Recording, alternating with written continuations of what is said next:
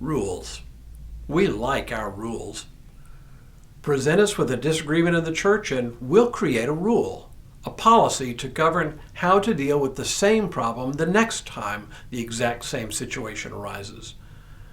But what I've observed over the years is that the same situation rarely happens again, but we are secure in the knowledge that if it does, we'll be ready for it.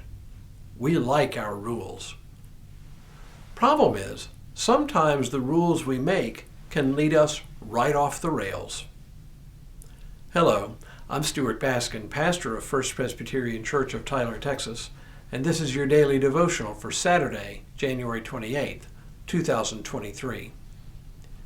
In today's daily lectionary reading from Mark, we find ourselves with another controversy, another confrontation between Jesus and the religious authorities, the Pharisees and the scribes. And in a strict sense, the authorities in this case are right. Jesus and his disciples have indeed broken the rules. But in their insistence upon following the rules and following the letter of the law, they go off the rails. The story is this. Some of the Pharisees and scribes have come down from Jerusalem, presumably to monitor Jesus' activities and his teachings in order to catch him breaking one of the laws. Mark doesn't say it this way, but he really doesn't have to. We know instinctively why they're there. And they stand back observing. And while they do, they notice that some of the disciples eat without first washing their hands. This isn't a social faux pas. This is breaking the law, or at least the traditions. Good and faithful Jews observed the tradition of ritually washing their hands before eating. And so they confront Jesus, asking him why his disciples don't follow the law. After all, Jesus is a rabbi, a religious leader himself. It's a kind of gotcha moment, a moment they've been looking for. But what Jesus does next is brilliant. He doesn't answer their charge directly. He doesn't get defensive. He doesn't explain why they aren't washing their hands. To do that would have been to play right into the hands of the scribes and Pharisees. Instead, Jesus turns the tables on them. He accuses them of violating the very same laws they used to accuse him.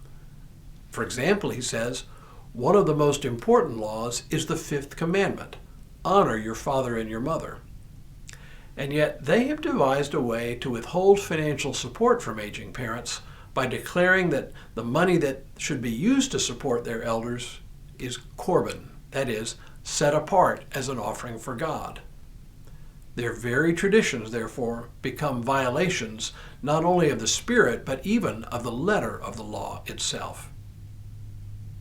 So now he turns to the crowd to use this episode as a teaching moment. This teaching moment takes an important turn in the conversation. He uses the Pharisees' concern with traditions concerning cleanliness to talk about the nature of true cleanliness. Then he called the crowd again and said to them, "Listen to me, all of you, and understand. There is nothing outside a person that by going in can defile, but the things that come out are what defile." And with that, he turns his attention now to the disciples, who, as usual, are a little slow on the uptake. When he had left the crowd and entered the house, his disciples asked him about the parable.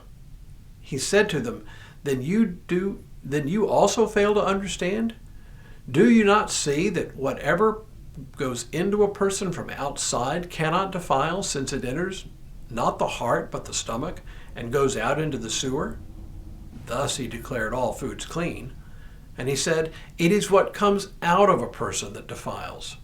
For it is from within, from the human heart, that evil intentions come: fornication, theft, murder, adultery, avarice, wickedness, deceit, licentiousness, evil, slander, pride, folly. All these evil things come from within, and they defile a person. We all know the expression, pretty is as pretty does. We might well say here, clean is as clean does. For what Jesus is after here is the nature of true cleanliness, true purity. It does not consist of rigid adherence to rules. Rather, it consists of a clean heart, a heart that produces acts of mercy, a heart that cares for others, a heart that is more concerned for the well-being of others than for calling them out for minor perceived rules violations. If you want to know someone's heart, or even your own, look no further than what people do and how they treat others. That's how we find whether the heart is clean.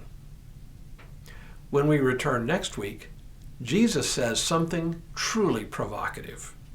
But for now, may God continue to bless you and keep you in all that you do this day and in all the days ahead.